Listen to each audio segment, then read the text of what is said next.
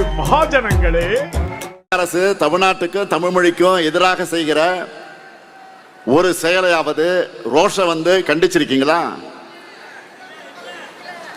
உலகம் எல்லாத்துக்கும் பொதுவானவர் திருவள்ளுவர்.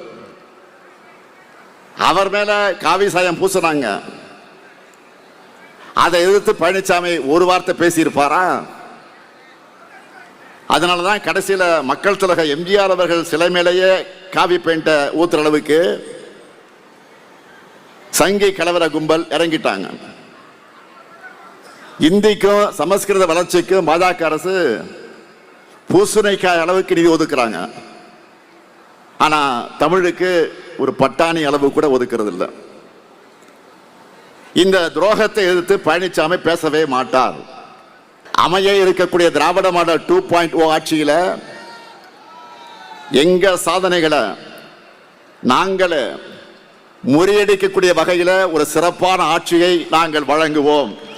நல்லாட்சி தொடர்ந்திட, தமிழ்நாடு வென்றிட ஆதரிப்பு மதச்சார்பற்ற முற்போக்கு கூட்டணி வேட்பாளர்